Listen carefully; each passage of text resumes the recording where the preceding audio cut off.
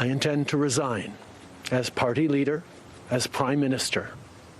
After the party selects its next leader, this country deserves a real choice in the next election, and it has become clear to me that if I'm having to fight internal battles, I cannot be the best option in that election.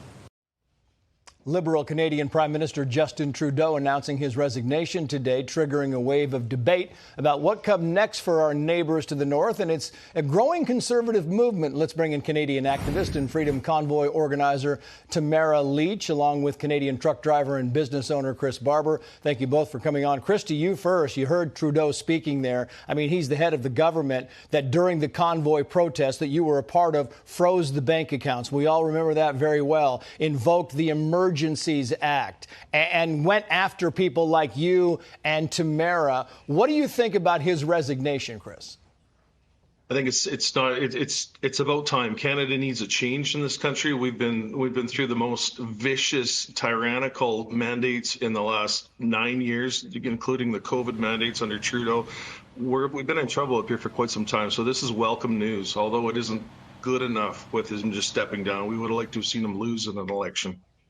Yeah, it's interesting because, Tamara, to you, the Toronto Sun writes the following here. The headline is, "It was canceled women who canceled feminist Trudeau." It goes on. The irony is self-declared feminist prime minister ended up being taken down by his battles with women. In the end, while Trudeau may have been fired, Jody Wilson-Raybould, Chrystia Freeland, Julie Payette, and Tamara Lich, the collective bruising he took from those episodes led to his demise. So you're one of the names they mentioned as bringing him down. What do you think about that, Tamara?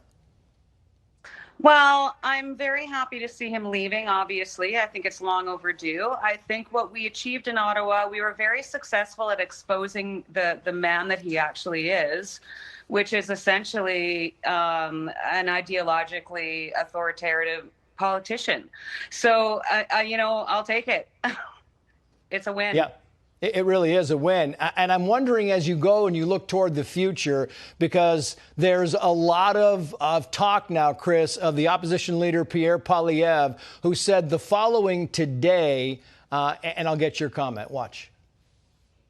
While leaderless Liberals focus on saving their jobs and fighting each other for power, the country spirals out of control, an out-of-control housing emergency, an out-of-control migrant crisis, an out-of-control $62 billion deficit, not to mention tariff threats from the United States. What would you say about that, Chris? We've seen some devastating years in Canada as of late. We've seen record housing crisis. We've seen record deficits. Under Trudeau in the last 9 years, this country has seen some of the worst economics in the history of Canada. And so it is something that needs to happen. It is time for him to call this and call an election. Yeah, and I'm wondering if the list of things that Chris just kind of went through there, Tamara, is that the driving factor, or is it part and parcel of Trump being voted into office, of just this getting tired of these liberal policies? What do you think? Well, I think Trump getting elected is definitely a factor. It's put a lot of pressure on the Canadian politicians to stand up and do something about the problems that Pierre Poilievre just mentioned. Yeah, and Chris, to you, that very same question. Is this just a snowball that keeps getting bigger? And right now it's happening in the U.S. and in Canada, but you kind of see symptoms of this around the globe.